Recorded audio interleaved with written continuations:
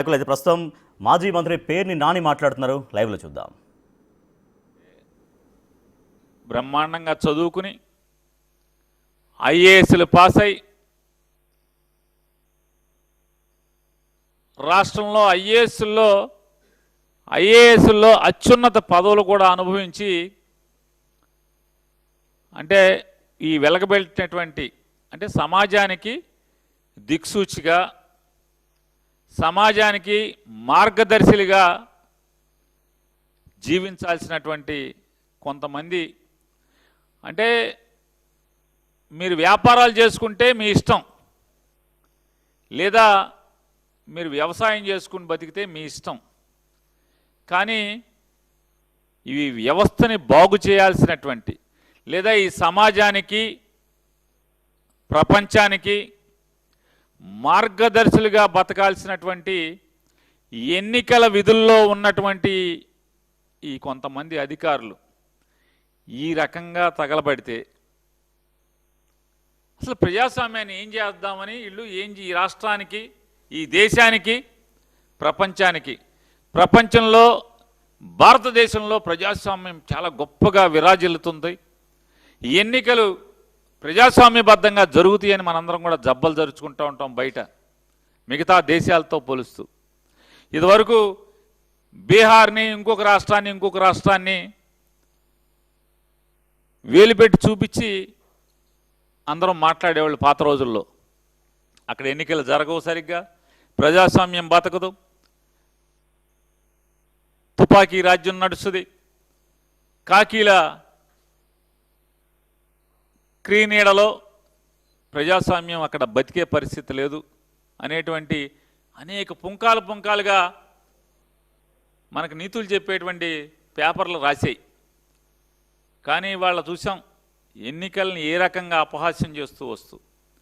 అసలు ఓటర్ అనేవాడు ఎవరైతే పులివెందుల రూరల్ మండలంలో ఉన్నటువంటి ఈ 5 గ్రామాల్లో ఓటర్ అంటే ఓటు హక్కు కలిగినటువంటి ఓటరు పోలింగ్ స్టేషన్కి వెళ్లకుండా ఎన్నికల ప్రక్రియ పూర్తి చేస్తారు. అసలు డ్రామా ఎంత అంటే స్క్రిప్ట్ అదొక సినిమా డైరెక్టర్ గారు రాస్తే ఎలా అయితే షూటింగు సీక్వెల్స్ ఎడిటింగ్లు ఎలా చేస్తారో జాగ్రత్తగా అదే రకంగా మళ్ళీ 2 చిన్న గ్రామాలను తీసుకుని రీఎలక్షన్ అంటే మళ్ళీ ఎన్నిక జరుపుతామని చెప్తారు. ఈ తంతు చూసి వాళ్ళ నిన్న జగన్మోహన్ రెడ్డి గారు మీడియా ద్వారా ఈ సమాజాన్ని సర్వనాశనం చేస్తున్నటువంటి ప్రజాస్వామ్యాన్ని కూనీ చేస్తున్నటువంటి నారా చంద్రబాబు నాయుడు ప్రభుత్వానికి అంటే ఆ ఎన్నికల్లో ఏం జరిగిందో రాష్ట్ర ప్రజానికానికి కళ్ళ కట్టినట్టు ఆధారాలతో సహా చూపిస్తూ ఆయన ఈ ప్రభుత్వాన్ని నాకు ఈ సమాధానం చెప్పండి అని ఛాలెంజ్ చేశారు. ఆ ఛాలెంజ్లేట్లకి సమాధానం చెప్పకుండా దాంట్లో ఆయన చెప్పారు జగన్మోహన్ రెడ్డి గారు, మేము న్యాయస్థానాన్ని ఆశ్రయిస్తున్నాం ఈ ఎన్నికల మీద, మరీ ప్రత్యేకించి పులివెందుల జెడ్పీటీసీ అలాగే ఒంటిమిట్ట జెడ్పీటీసీ ఈ 2 ఎన్నికల మీద మేము న్యాయస్థానాన్ని న్యాయం కోసం అర్థించడానికి వెళ్తున్నాం, కోర్టు మెట్లెక్కబోతున్నాం అని చెప్పి ఆయన నిన్న చెప్పారు. వెంటనే మళ్ళీ స్క్రీన్ ప్లే మార్చుకున్నారు. అంటే పులివెందుల జెడ్పీటీసీ ఎలక్షన్ ఒకే రౌండ్లో మొత్తం కౌంటింగ్ అయిపోవాలంట. అంటే కోర్టు తలుపులు తెరిచేప్పటికీ కోర్టు తాళాలు తీసి బూజు దులిపి జడ్జి గారు కుర్చీలో కూర్చునేప్పటికీ ఎన్నికైనట్టుగా ఈ ఎన్నికల పత్రం ఇచ్చేసేయాలి. ఎందుకంటే మళ్ళీ జడ్జి గారు ఈ ఆధారాలను చూసి మొత్తం ఎన్నికల కమిషన్ని కలెక్టర్ని 2 మొట్టికాయలు మొట్టి ఎలక్షన్ అంతా ఆపండి అంటాడేమో అని చెప్పని కంగారు, భయం, ఆదరా బాదరా. అంటే ఎన్నిక అయిందని పులివెందుల్లో మేము గెలిచామనేటువంటి ఇది గెలుపా అని అడుగుతున్నాను. ఎవరిని మోసం చేస్తున్నారు మీరేమనుకుంటున్నారంటే ఈ రాష్ట్ర ప్రజల్ని ఏమారుస్తున్నాము మహా తెలివితేటలతో 45 ఏళ్ల అనుభవంతో ఈ ఆంధ్ర రాష్ట్ర ప్రజల్ని ఏమారుస్తున్నామనేటువంటి పగటి కళలతోనే మీరు ఇవాళ ఈ పులివెందుల ఎన్నికల్ని ఏ రకంగా జరిపారో. కానీ ప్రజల అమాయకులా? ఇట్లాంటి నారా చంద్రబాబు నాయుడు గారు లాంటి వాళ్ళని ఎంతమందిని చూసుకుంటారు? ప్రజలు ఎప్పటికీ అమాయకులు గారు. మీరెన్ని మసిపూసి మారేడుకాయలు చేసి ప్రజలకి చూపిద్దాం అనుకున్నా, పులివెందుల్లో మొదటిసారి ప్రజాస్వామ్యం బతికించాం అని చెప్పని ఈ డ్రామాలకి మీరు ఎన్ని చేసినా కూడా కళ్ళకు కట్టినట్టు ఇవాళ మీడియా అంతా చూపించింది. అంతా ఆంధ్రజ్యోతి, అంతా ఈనాడు, అంతా TV5 కాదు కదా. ఏదోటి న్యూట్రల్గా పనిచేసేవాళ్ళు కొంతమంది ఉన్నారు. వాళ్ళు ఈ ప్రపంచానికి చూపించారు ఆల్రెడీ అక్కడ ఏం జరుగుతుంది అని చెప్పని. వెనకటికి ఏదో చెప్పిన సామెతగా ఎవడే అంటే వీళ్ళ బతుకు బాండారాన్ని వీళ్ళే బయటెట్టుకున్నారు. ఎందుకని? ఘనమైన జిల్లా కలెక్టర్ గారు, కడప జిల్లా కలెక్టర్ గారు చాలా గొప్పోడు,